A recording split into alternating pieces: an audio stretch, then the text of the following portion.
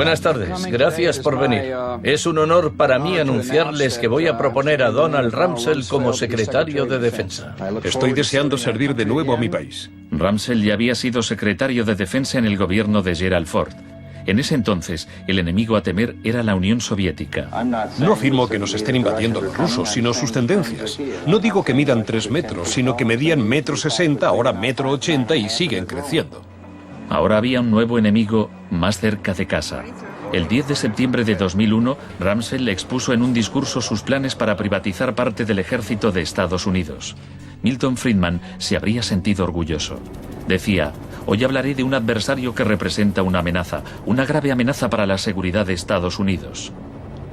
Dicho adversario es uno de los últimos bastiones de la planificación central. Gobierna a golpe de planes quinquenales. Podría parecer que este adversario es la antigua Unión Soviética, pero ese enemigo ya no existe. Tenemos a este adversario mucho más cerca. Es la burocracia del Pentágono. Hoy le declaramos la guerra a la burocracia. Al día siguiente, el vuelo 77 de American Airlines se estrelló en el Pentágono y mató a 184 personas.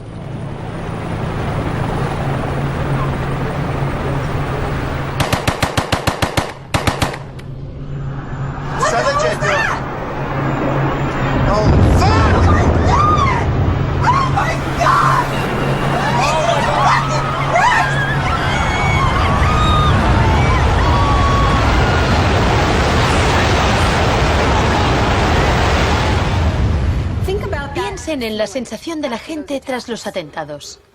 ¿Quién es esa gente? ¿De dónde son? ¿Por qué nos odian? Se produjo una rotura de esquemas colectiva. No vivíamos en el mundo en que creíamos vivir.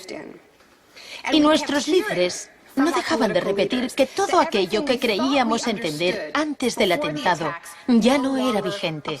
Se acuñó una nueva frase, mentalidad pre-11S. Lo que ocurrió en ese momento fue que surgieron teorías nuevas por arte de magia sobre un choque de civilizaciones. De pronto, ese era el mundo en que vivíamos. Resultó que había un eje del mal y que estábamos librando una guerra contra el terrorismo.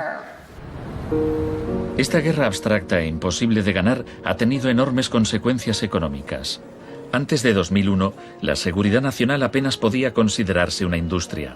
Hoy en día es más importante que las industrias del cine y la música juntas. Entre el 11 de septiembre de 2001 y el año 2006, el Departamento de Seguridad Nacional pagó $130.000 millones a contratistas privados. Este es el complejo del capitalismo del desastre, una nueva economía basada en el miedo. Será una batalla monumental entre el bien y el mal. La guerra contra el terrorismo, primera parte.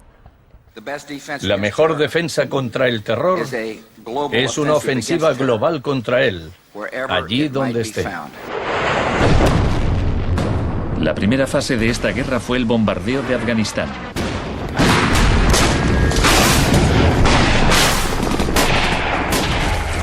El gobierno talibán fue derrocado rápidamente. La posguerra resultó más complicada. Nuestra lucha contra el terrorismo empezó en Afganistán, pero no acaba allí. Buscamos sobre todo detenidos que nos sirvan para extraerles información.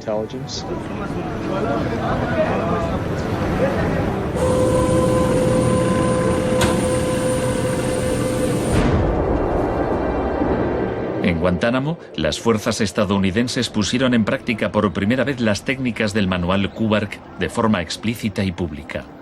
Oficialmente aprobadas por la Casa Blanca, fueron mostradas abiertamente por televisión en todo el mundo.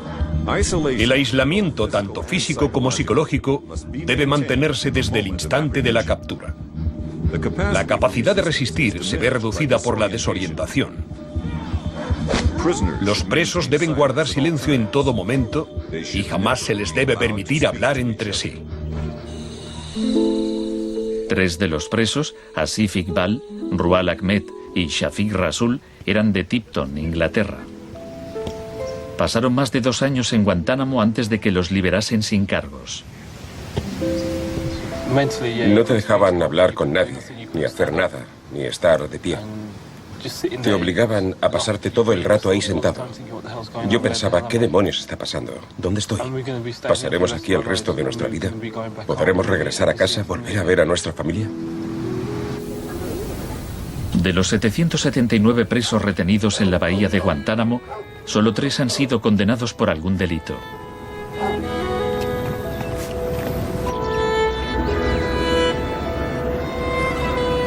Lo único que sé a ciencia cierta es que son mala gente. Era un mensaje para todo el mundo, un mensaje muy claro. Esto es lo que te pasa si te interpones en nuestro camino. La guerra contra el terrorismo, segunda parte. La guerra contra el terrorismo no se libra contra un solo hombre o contra un solo país. Se alegaron muchas justificaciones para la invasión de Irak. Pero si Estados Unidos realmente hubiera querido invadir un país que presuntamente albergaba a líderes de Al-Qaeda, tenía armas nucleares y vendía tecnología nuclear a otros países, Pakistán habría sido la opción más obvia. Tenía contactos estrechos con los talibán y el poder estaba en manos de un dictador militar. En cambio, George Bush eligió como objetivo Irak, el país con la tercera mayor reserva de petróleo del mundo.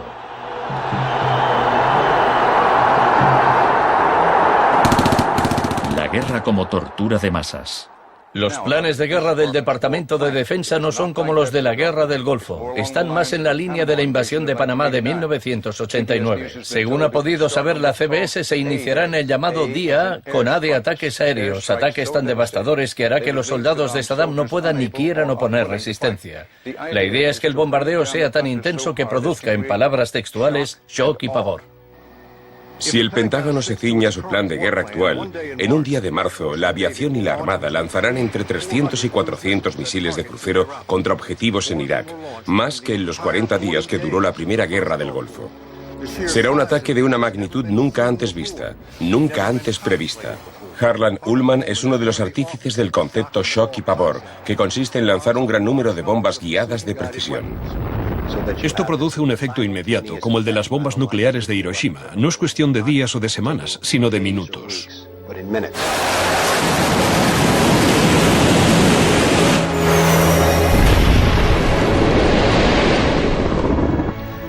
Además, paralizas la ciudad, es decir, la dejas sin energía ni agua y lanzas una campaña implacable de desgaste, de modo que al cabo de 2, 3, 4 o 5 días, ellos quedan agotados física, emocional y psicológicamente. Anoche una zona de 1 milla cuadrada del centro de Bagdad parecía el infierno en la tierra.